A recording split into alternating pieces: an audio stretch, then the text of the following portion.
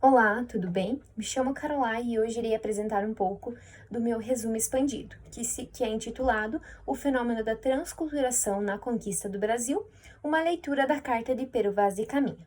Então, a Carta de Caminha, além de ser um documento histórico do descobrimento do Brasil, ela pode ser considerada também como a primeira obra com características literárias produzidas aqui no país, o que a converte então em uma fonte inesgotável de pesquisas sobre quem somos e as influências que os portugueses então aqui trouxeram.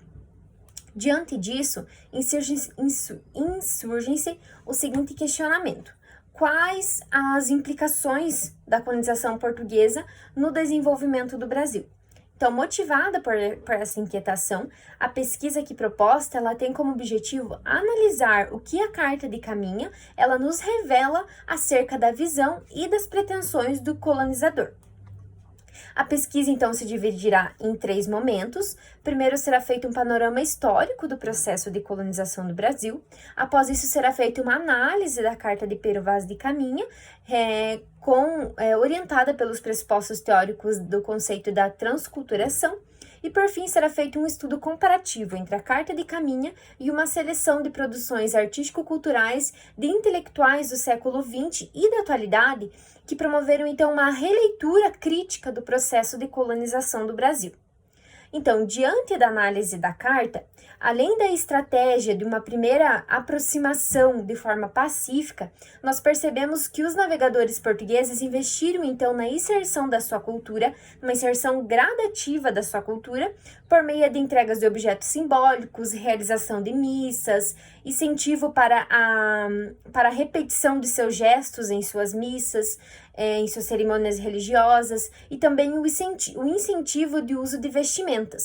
Então, nesse processo, estaria sendo promovida uma desculturação parcial, segundo as palavras de Ortiz, em que os índios, eles perderiam gradualmente os seus hábitos e, com isso, iniciaria o fenômeno da neoculturação, em que eles passariam a assimilar traços da cultura estrangeira. E também, nesse processo, não podemos esquecer que os colonizadores portugueses também receberam influxos da cultura indígena, ocorrendo então a transculturação, ocorrendo então as 3 etapas do fenômeno que Fernando Ortiz apresenta para nós.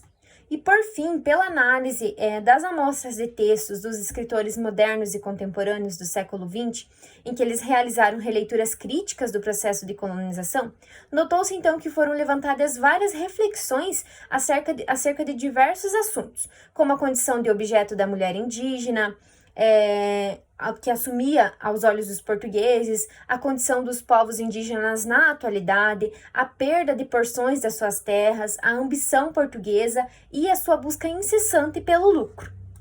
Diante disso, então, pode-se afirmar que os efeitos do processo da colonização, eles estarão inscritos na cultura brasileira, pois até hoje prevalecem a língua portuguesa, a religião cristã, o sistema capitalista e as formas de organização social e política identificadas com a cultura europeia.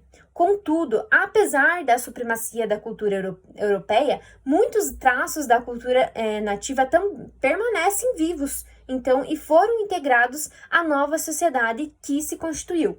Portanto, o Brasil se afirma nos seus mais variados aspectos como uma nação transculturada, marcada por hibridismos e sincretismos culturais.